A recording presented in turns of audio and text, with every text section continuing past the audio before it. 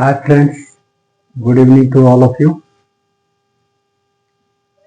Let's start exercise 3.1.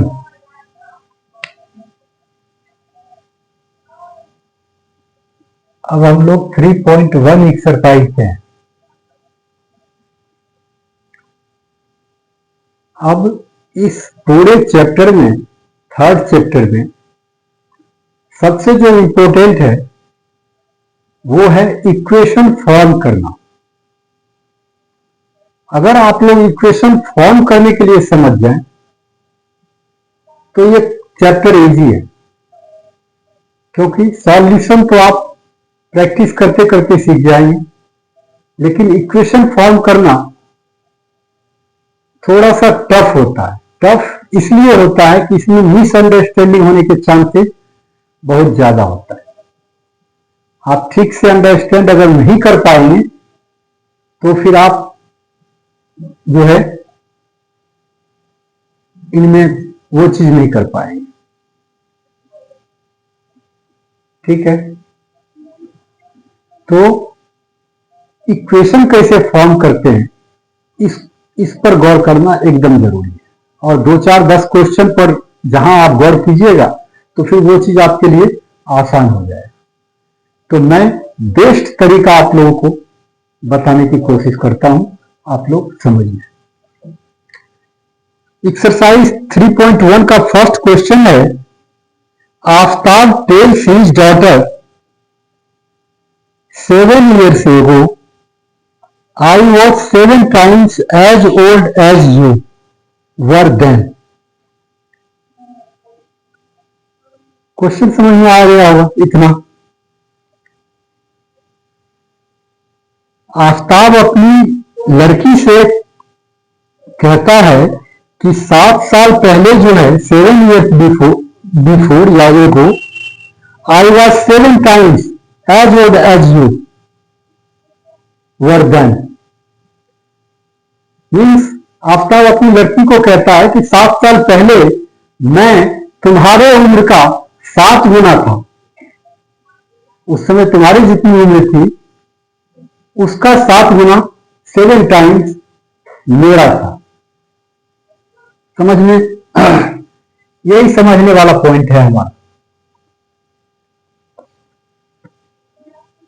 अगला आगे है, also 3 years from now, means अब से 3 साल के बाद, I shall be 3 times as old as you will be. काफी 3 साल के बाद मैं तुम्हारे उम्र का 3 गुना रहूंगा। मतलब उस समय तुम्हारी जो उम्र रहेगी उसका 3 गुना मेरा उम्र रहेगा। तो हमें क्या करना है, represent this solution algebraically and graphically. इस सॉल्यूशन को अब जो आपका स्टेटमेंट दिया हुआ है इसको आप एल्जेब्रिकली रिप्रेजेंट कीजिए और ग्राफिकली भी रिप्रेजेंट कीजिए। क्लियर है?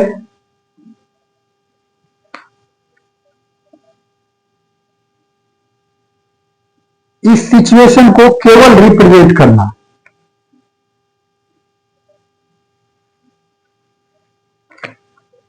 अब एल्जेब्रिकली का मतलब आप लोग पहले से जानते हैं और ग्राफिकली का भी मतलब मीनिंग जानते हैं। ठीक है,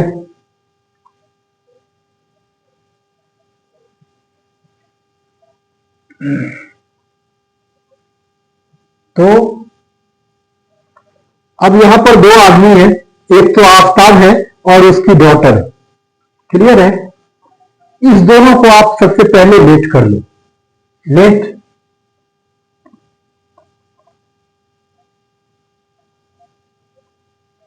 द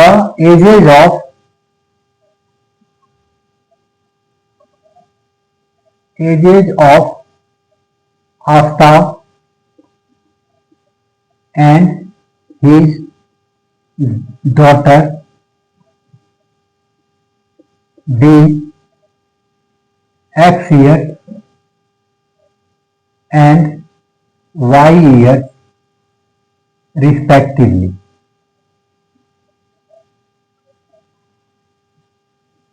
क्लियर है? हमने लेट किया क्या कि आफताब का एज एक्स ईयर्स है, रिस्पेक्टिवली का मतलब ये होता है कि फर्स्ट जो आया इधर भी फर्स्ट होगा, सेकेंड जो आया इधर सेकेंड होगा, तो y ईयर ये आपका x ईयर्स तो ठीक है, y ईयर्स होना चाहिए।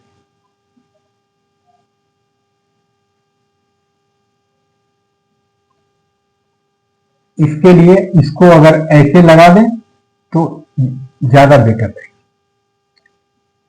समझ में आ गया होगा? अब क्वेश्चन में के स्टेटमेंट को हमको केवल बोर्ड पे रखना है। आप लोग समझ रहे होंगे कि आफ्ताब का एज है एक्स ईयर और उसके डॉटर की एज है वाई ईयर। तो कंडीशन के अब एज मतलब एज का मतलब हो गया प्रेजेंट एज, एज का मतलब हो गया प्रेजेंट एज। अभी आफ्ताब की एज है एक्स ईयर और उसके डॉटर की एज है वाई ईयर। अभी आप लोग खुद ही सोच सकते हैं कि अगर आपका एज अभी सपोज कीजिए कि 20 ईयर्स हो रहा है तो 2 साल पहले आपकी कितनी एज थी? 2 ईयर्स बिफोर आपकी क्या एज थी? तो अभी जितना एज है उसमें से 2 को माइनस कर दीजिए, 18 ईयर्स होगा। अगर पहले के एज की बात होती है तो जो प्रेजेंट एज है उसमें से जितना साल पहले पूछा जा रहा है उसको क्या करते हैं? माइनस करते हैं। या तो बिफोर आ जाए या फिर एगो आ जाए, दोनों का एक ही मीनिंग होता है। और अगर आफ्टर पूछा जाता है तो सेम थिंग। अगर अभी आपका 20 वर्ष है तो 5 साल के बाद आपका क्या एज होगा? तो कितना हो जाएगा? 25 हो जाएगा, हर किसी को पता है। तो अगर 5 ईयर्स लेटर होता है या 5 ईयर्स आफ्टर 5 ईयर्स होता है, अगर आफ्टर 5 ईयर्स होगा तो +5 हुआ, या 5 ईयर्स लेटर हुआ तो भी +5 होगा, ठीक है। लेकिन अगर 5 ईयर्स एगो हुआ तो क्या होगा? -5 होगा। जबकि 5 ईयर्स बिफोर या बिफोर 5 ईयर्स होगा तो माइनस होगा। तो बिफोर एगो दोनों माइनस को दिखाता है और लेटर और आफ्टर ये हमारा क्या होता है? प्लस को दिखाता है। अगर 5 ईयर्स लेटर है तो 5 प्लस कर दो, अगर 5 ईयर्स बिफोर है तो -5 कर दो, जो प्रेजेंट एज है उसमें। क्लियर है? अब क्वेश्चन क्या है कि आफ्ताब अपने डॉटर से कहती है कि 7 ईयर्स पहले तो 7 ईयर्स पहले दोनों का एज हम जानते हैं क्या होगा?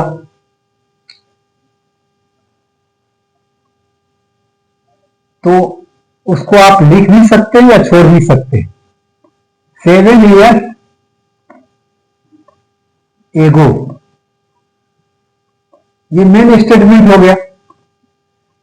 Age of Aftab, age of Aftab equals to क्या हो जाएगा? अभी अगर x है तो 7 ईयर्स के बाद x + 7। इसको आप प्लस तो कर नहीं सकते। क्यों नहीं कर सकते? क्योंकि ये वेरिएबल और ये नंबर है। ये पहले आपको काफी पहले मैंने क्लास में समझाया था, जिस समय अलजेब्रिक एक्सप्रेशन का इंट्रोडक्शन करवा रहा था, उसको आप लोग देख लीजिएगा। और age of daughter, age of daughter क्या हो जाएगा? डॉटर की अभी करंट प्रेजेंट एज कितना है? y। 7 ईयर्स के बाद इसकी क्या हो जाएगी? y + 7 year. क्लियर है? अब इसीलिए क्या कहा कि 7 years ago I watch 7 times, I watch 7 times. गौर कीजिए क्वेश्चन पे। आई वॉज का मतलब इक्वल, या इज का मतलब इक्वल, एम का मतलब इक्वल। क्लियर है? मैं आपको इतना बेस्ट तरीके से बताऊंगा कि कहीं कोई डाउट ही नहीं रहेगी, और दूसरे क्वेश्चन को भी आप बहुत इजीली कर लोगे। बट केवल फोकस कीजिए। आई वॉज मतलब आई इक्वल। आई कौन है? तो आफ्ताब है। ATQ। आई कौन है? आफ्ताब है। आई वॉज मतलब Aftab equal to 7 times. 7 times, 7 times किसका? तो you. 7 times as old as you. You means क्या? डॉटर। 7 टाइम्स किसका? तो यू। 7 को इससे मल्टीप्लाई। अब सिंपली क्या हो गया? x plus 7। अब तो आप लोग भी कर लेंगे। 7 को y से मल्टीप्लाई, 7y हो गया, प्लस 7 को 7 से 49 हो गया। अब क्या करते हैं? x और y दोनों को एक तरफ लाइए। x minus 7y plus 7 minus 49, सबको एक तरफ ले आइए 0। आप जानते हैं स्टैंडर्ड फॉर्म क्या होता है? x माइनस 7y, और ये कितना हो जाएगा? 42 इक्वल्स टू 0। ये हो गया हमारा स्टैंडर्ड फॉर्म में। यही हमको करना था। एल्जेब्रिक फॉर्म यही होता है। एल्जेब्रिक फॉर्म में आप ले आइए। एक तो ले आया। अब इसी हिसाब से अगला भी स्टेटमेंट होगा। क्या है? तो 3 years फ्रॉम नाउ, अब से 3 साल के बाद। जैसे 7 years एगो था, वैसे ही 3 years फ्रॉम नाउ, अब से 3 साल के बाद। पहले दोनों का एज जान लेते हैं। क्या होगा? Age of Aftab equals to 3 years from,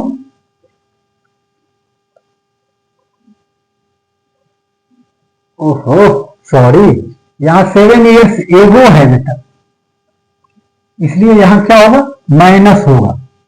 sorry इसके लिए। 7 years एगो है, मैंने अभी आपको बताया था।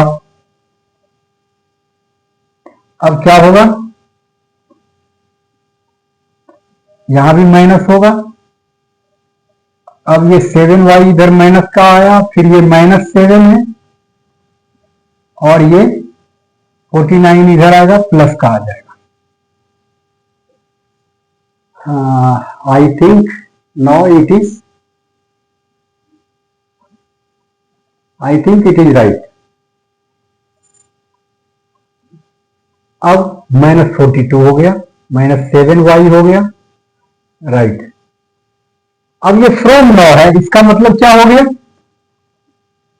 आफ्ताब का एज क्या हो जाएगा? फ्रॉम नाउ का मतलब अब से बाद, that is x plus 3। 3 years from now, x plus 3। और एज ऑफ किसका? डॉटर। एज ऑफ डॉटर क्या हो जाएगा? इसी तरीके से y प्लस 3।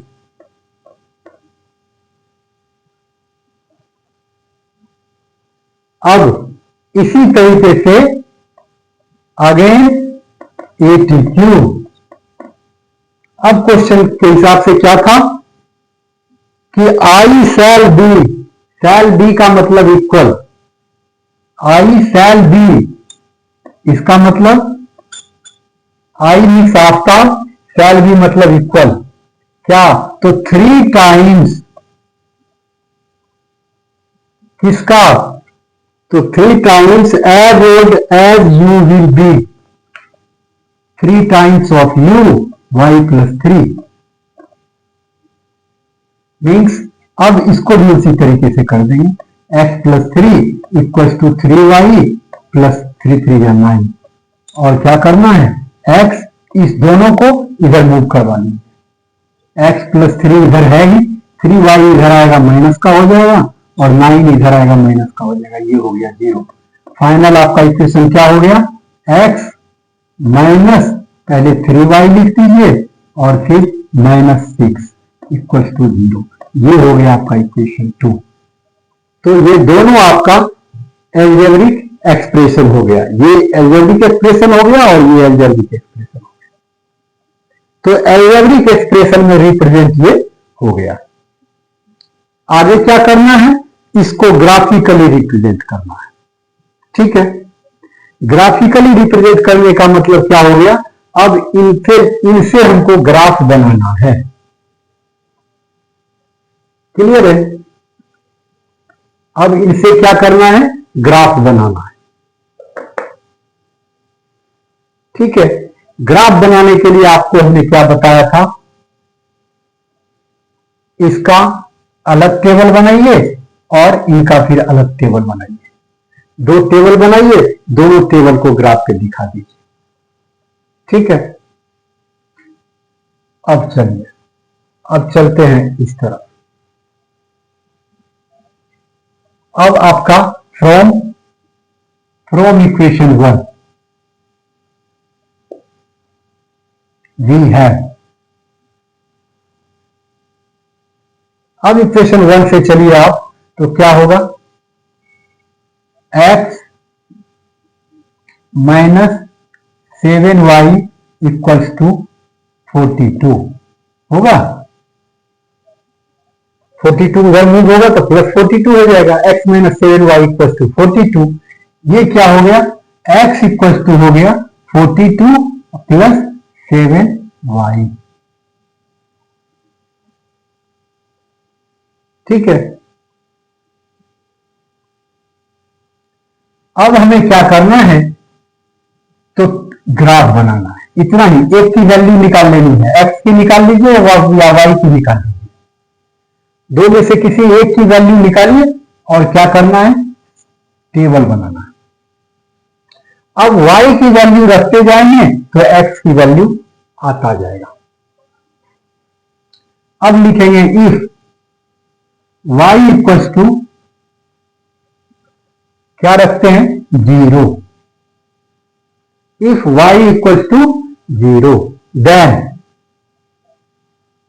देन क्या होगा, x इक्वल्स टू क्या हो जाएगा, 42 plus 7 into 0 that is 42 plus 0 क्या हो गया, 42। अब अगर x की वैल्यू आपने 0 रखा, इधर x हो गया, ये y हो गया। अब आपका y की वैल्यू अगर 0 रखा तो x आया 42। क्लियर है, if y equals to 1, clear है, देन हमें क्या करना है, x equals to 42 plus 7 into 1, 42 plus 7 that is 49। अब y की वैल्यू क्या रखा हमने, 1 रखा, तो इसकी वैल्यू क्या आया, 49 आया। If y equals to -1 then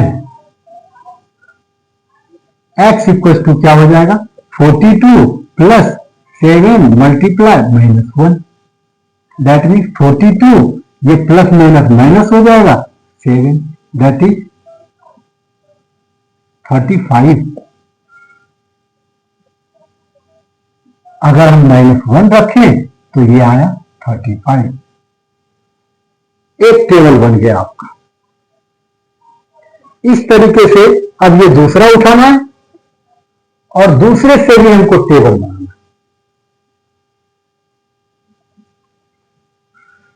x,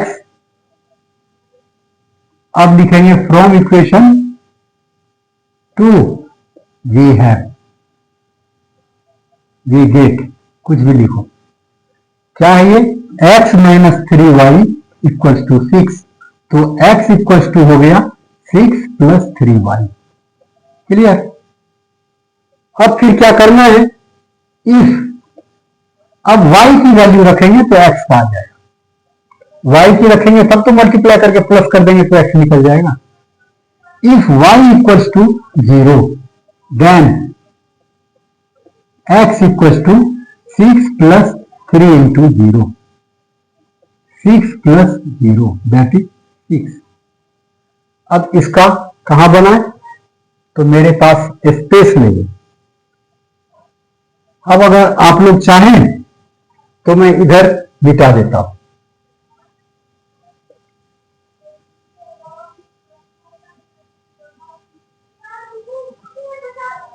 अब क्या करना है, एक और टेबल बनाना है जैसे ये बनाया था हमने।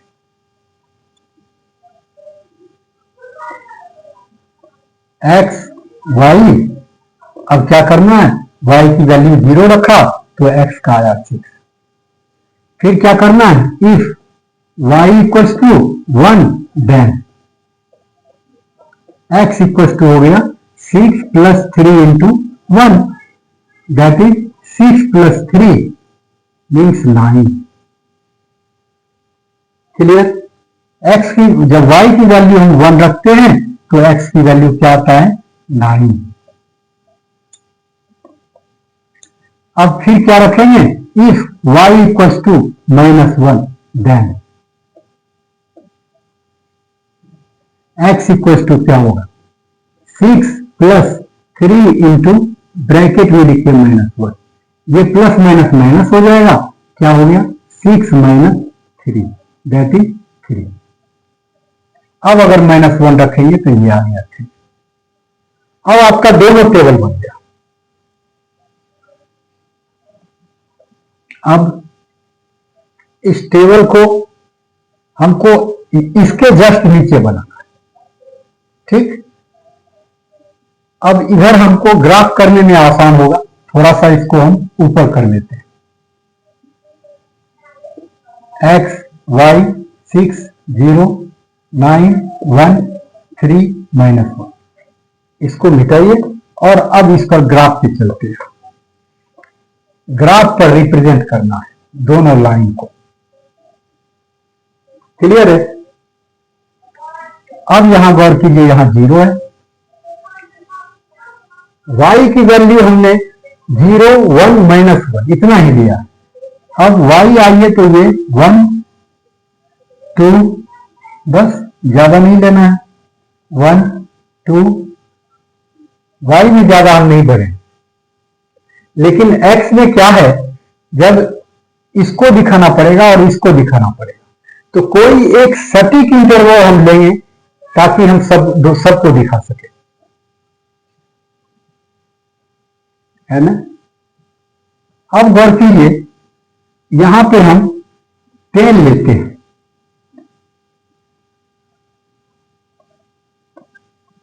इधर आपका माइनस का आएगा, -20 -30, इधर क्या होगा, इधर है -1, ये है -2, ये है 1, ये है 2। इस ग्राफ पे सबको आप दिखा सकते हैं। अब पहले इसकी बात करते हैं। हम y लेते हैं 0, y 0 है तो x कहां है, 42। 42 का मतलब और आगे बढ़ना पड़ेगा हमको, 30 से काम नहीं चलेगा, 40 और 50 तक आना पड़ेगा, है ना। अब ग्राफ पेपर में देखेंगे तो इसके बीच में आपको छोटा छोटा मिलेगा, जो यहां से लेके यहां तक गिनती करोगे तो 10 लाइन होगा, 10 कट होगा, जिससे हमें क्या होता है, उसको प्लॉट करने में आसान होता है। अभी फिलहाल y 0 है तो x 42 है, तो 40 ये है, इसका मतलब दूसरा जो कट होगा वहां पर लेंगे, इसकी यहां बात करेंगे। ये हुआ 42, पॉजिटिव में x हुआ 42। जब y की वैल्यू 1 लेते हैं ये, तो 49 हो जाता है। 49 का मतलब जस्ट बिफोर 50, 50 आपका यहां है, तो ये 1 के ठीक पैरेलल ऐसे जाएगा और ये होगा, यहां होगा। और इसी तरीके से जब हम y में -1 आएंगे इधर, तो ये हो जाएगा आपका 35 पॉजिटिव में। 35 मतलब इसके बीच में, गौर कीजिए, यहां 1 के सीध में होना चाहिए।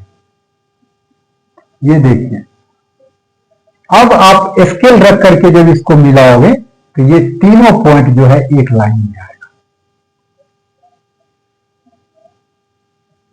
इसको हम लिख देंगे क्या, आपका जो इक्वेशन है, कौन सा इक्वेशन था? इक्वेशन था आपका, अब तो मुझे ध्यान भी नहीं है, ये था ना x - 7y, ये इक्वेशन था आपका x - 7y और -42 = 0। बस इसको ऐसे दिखा देना, ये हो गया ग्राफ में रिप्रेजेंट करना। इक्वेशन हमारा ये था, इस लाइन के अलोंग हमने ये लिख दिया। और इसी तरीके से अब इसको दिखाना, अगर y 0 होगा, y अगर 0 होगा तो x की वैल्यू 6 आ रही है पॉजिटिव का, तो मीन्स मोर देन 5 होगा। यहां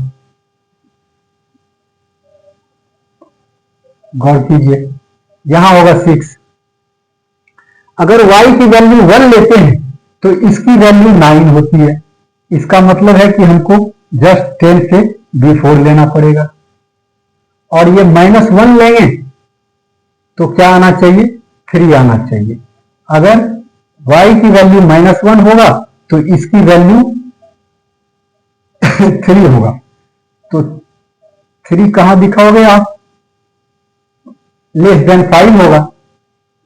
अब इसको अगर आप ज्वाइन करोगे तो इस लाइन को आप लिख दोगे क्या, आपका दूसरा क्या इक्वेशन है? यहां से देखिए, x - 3y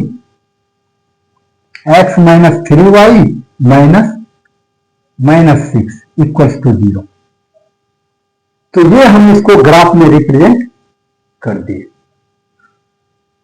अब आगे हमको इससे कोई मतलब नहीं है कि इसका ये इक्वेशन कैसा है, नहीं है, इससे कोई मतलब नहीं है। ग्राफ में रिप्रेजेंट करना था। अब आपका ये क्वेश्चन कंप्लीट हो गया। हाँ, इससे ज्यादा अगर चाहें तो यहां पर आप कोऑर्डिनेट लिख सकते हैं, जैसे 042 कौन सा था मेरा? 0 और 42 ये था। तो यहां पे आप कोऑर्डिनेट लिख सकते हैं 42,0। x का पहले लिखते हैं, ऐसे लिख दिए, फिर 149 और 1, x का पहले लिखोगे, y का बाद में लिखोगे, और 35 - 1, 35, -1, ऐसे कोऑर्डिनेट इधर भी लिख दीजिए और कोऑर्डिनेट इधर भी लिख दीजिए, ज्यादा कर सको तो। वरना कोऑर्डिनेट अगर आप नहीं भी लिखते हो तो नो प्रॉब्लम। इस तरीके से ये क्वेश्चन आपका डन हो गया। तो आप लोगों से रिक्वेस्ट है कि हमारे चैनल को सब्सक्राइब कीजिए और कमेंट मैक्सिमम लिखने की कोशिश कीजिए, क्योंकि कहीं ना कहीं दिक्कतें तो आती ही होगी। आप लोग सोचते होंगे कि चलो दूसरा वीडियो देख लेते हैं, वो सॉल्व हो जाएगा, लेकिन ऐसा नहीं होता है। पहले भी मैंने आप लोगों को समझाया था कि किसी एक टीचर को फॉलो करने की कोशिश कीजिए, आप लोगों के फ्यूचर के लिए बेटर रहेगा। Thanks to all of you.